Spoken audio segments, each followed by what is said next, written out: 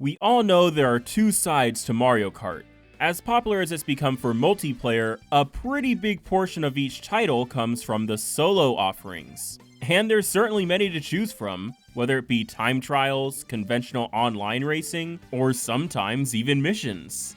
But today, I'd like to quickly look at the traditional Grand Prix because there's a feature that often gets overlooked, that being the skill rank system. And if I may be so bold, it's something they've never seemed to have gotten right. Without further ado, let's get started.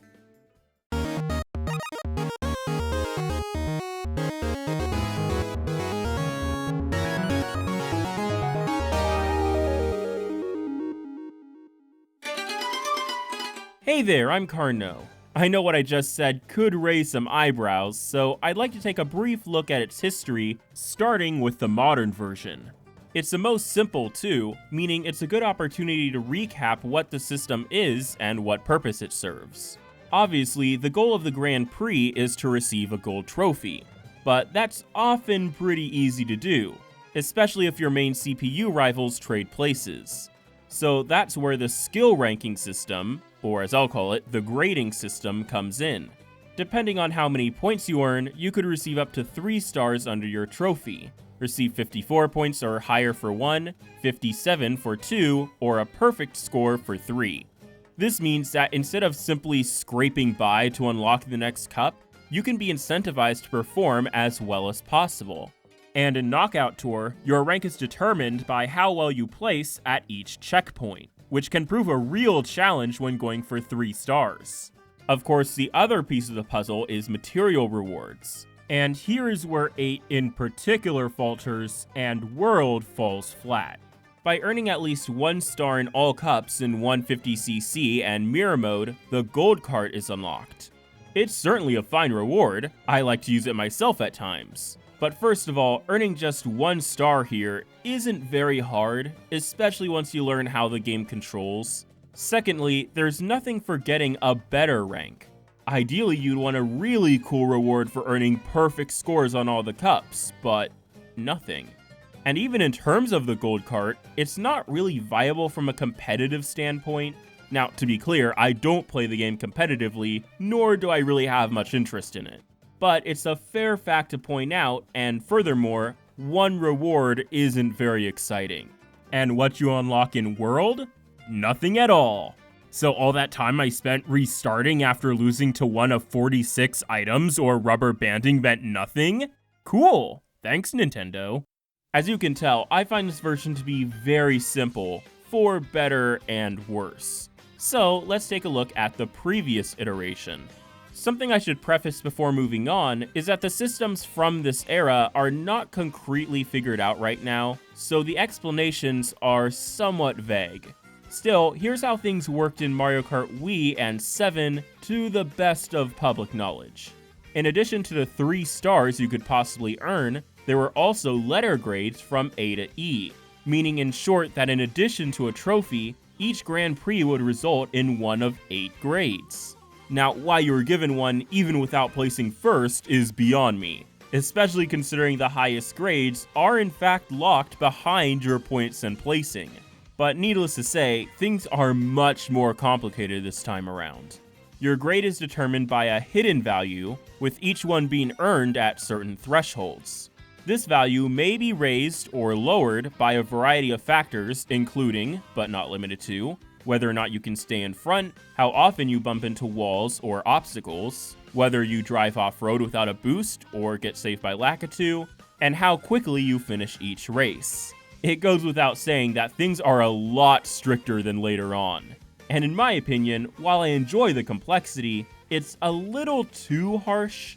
In a Void, a grade would be given purely on skill. But since this is Mario Kart, of course you'll be dealing with the randomness that comes from items and even the CPUs. So it's entirely possible to get hit and then lag behind in the middle placements for a while.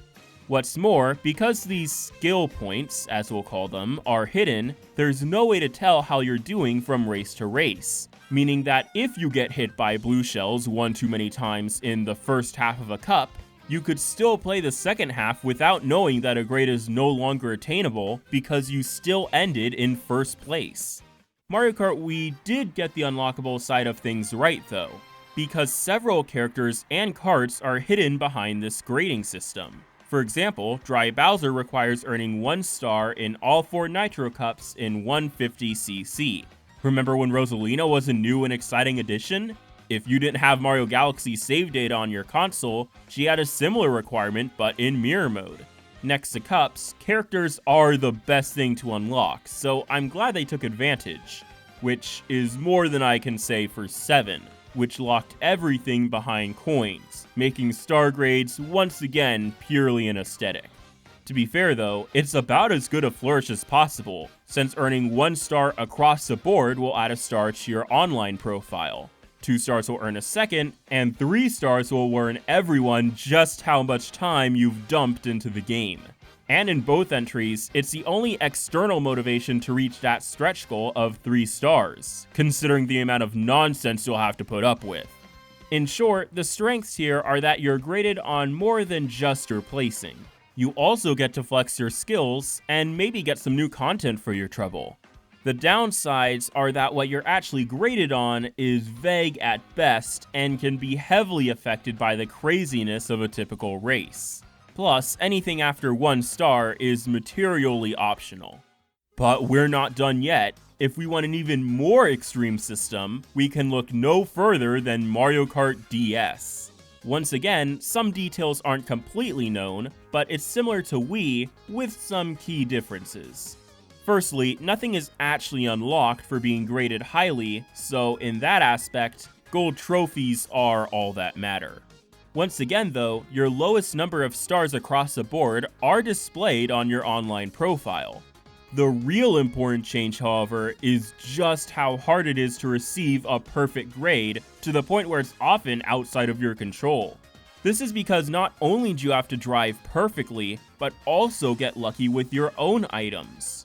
That's right, an additional factor seems to be how often you hit other players or protect yourself. I can tell you from personal experience that it isn't enough to simply place in first while the CPUs are lagging far behind. If they aren't tripped by one of your red shells, banana peels, or fake item boxes, you'll still be short on skill points. That just leaves blocking items to make up the difference, but even that is completely luck-based. Assuming you aren't hit by a blue shell, you just need to drag a shell or banana behind you and hope that 3 or so red shells find their way to you, just so you can block them. But of course, since you need to be leading the pack, that means they're more likely to hit each other. Compounded with the issues from Wii, like not knowing what times you're aiming for, you can easily spend hours playing the same 4 tracks over and over again, simply trying to earn that 3rd star.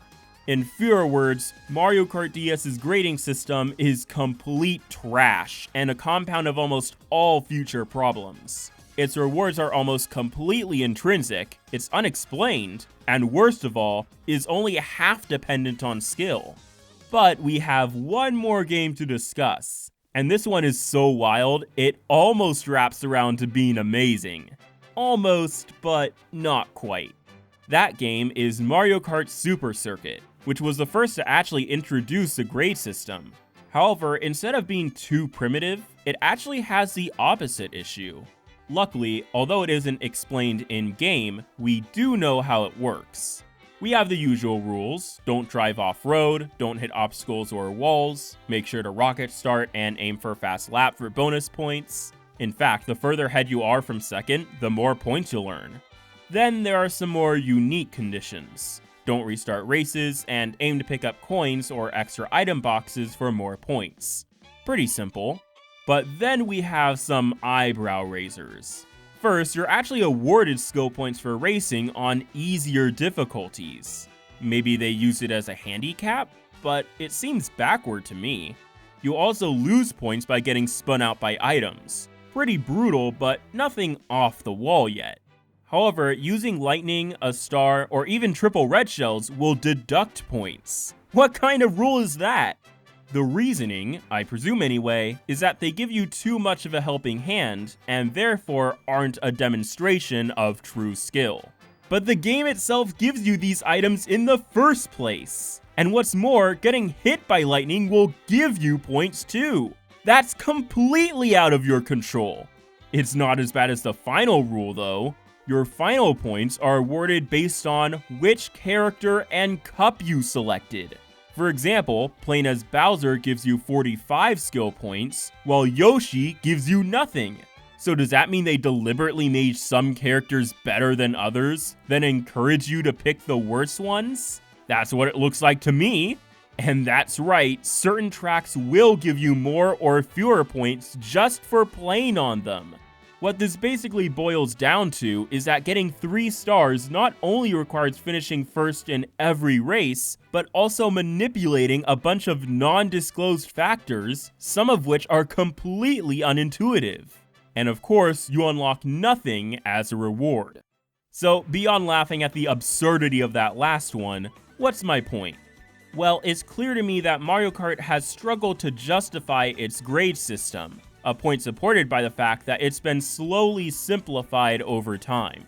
However, I do think there is a benefit to awarding skill in a more casual-oriented game. It's simply a matter of striking a balance, especially in terms of the rewards. For example, I'd really like characters and carts to be unlocked by earning 1 or more stars in the future. Or even do what DS did and let us unlock character cart combinations. But this time, I'd like at least a couple things to be hidden by earning 3 stars in a Grand Prix. And as an alternative, they could also be earned by a cumulative coin count. Or maybe each star could count as a coin multiplier? That'd be cool. As for earning those stars, I'd firstly keep the requirement of earning full points. But I'd also add some additional criteria. Generally, skill driving should obviously be awarded. That includes minimal wall crashing, frequent drifting, and using the rocket start. I also like the idea of awarding conservative use of items, so driving through boxes with an item already in tow, or blocking one item with another, should help out your skill points. And really, that's all there needs to be.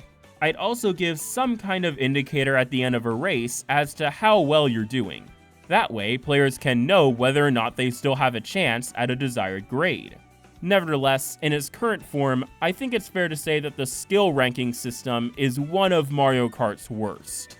And hopefully in the future, we see it revamped or possibly even integrated into an achievement system, similar to other accomplishments in World. For now though, we can at least be thankful that we aren't using Super Circuit System. Until next time, thanks for watching, and I'll see you in the next video.